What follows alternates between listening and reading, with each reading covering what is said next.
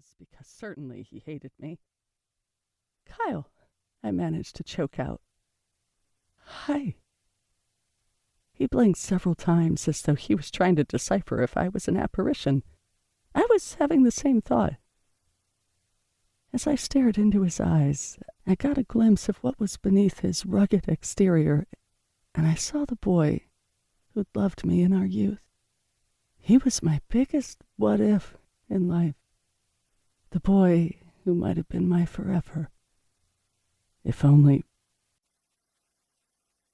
The Past. Chapter 1. Kyle. Age 4. Is there anything better than a swing set?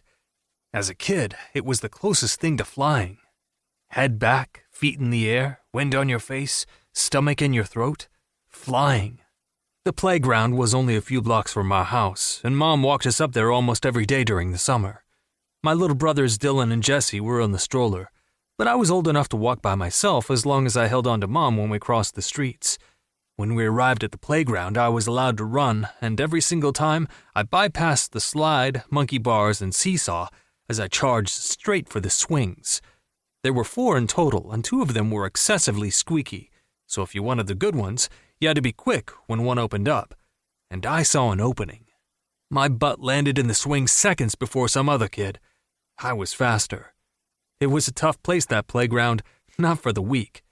There was a girl beside me on the other good one, and she looked to be about my age. Her chocolate brown hair was braided against her scalp, and it was clipped to the side with a red bow. She had on black leggings with red polka dots and a Minnie Mouse t-shirt.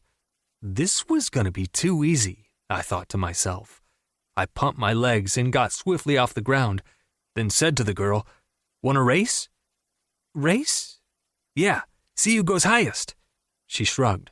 "Okay." I worked my knees faster, inching farther and farther from the ground, back and forth, up and down, and up again. I got so high in the air that the chains jerked. No way a sissy girl would get as high as me. A squeal made me turn my head, and to my surprise, that girl was right beside me, neck and neck, closer and closer to the top bar. And she was laughing. "Allie, that's high enough," a woman's voice called out. "But Mom," the girl protested. "No buts." The girl groaned. "Same goes for you, Kyle," my mom said from the bench where she was sitting holding my new baby brother, Jesse. It was my turn to grumble. As we lost our momentum, the girl asked, "So who won?" Truth, it was a tie, but I wasn't gonna tie with a girl. "Me. You came down first." "No fair. I had to." "Don't be a sore loser." I repeated the words my dad had said to me when he'd beat me at Hungry Hungry Hippos, which was my most favorite game. "I'm not a loser," she pouted. Arguing with a girl was boring me. I looked around to see if any of my friends were at the playground, but came up empty. My brother Dylan was sitting in the sand playing with some other kids. He was only 2 and couldn't go on the swings with me because they were for big boys only. He didn't seem to mind, though. Dylan liked playing in the sand with his rake. A boy who appeared to be a little older than I was walked past Dylan, bent down and picked up a handful of sand, then threw it in my little brother's face, making him cry. I fought to slow down my swing so I could go defend my brother, but before I could get out of the seat, the girl had jumped off of hers, while in midair, and got in the bully's face. "Say you're sorry," she demanded. Her hands were on her hips, and she stood on her tippy toes to get closer to the kid. He laughed at her. "No." She poked the boy in the chest with her finger. "Yes, you're a mean bully, and you can't throw sand."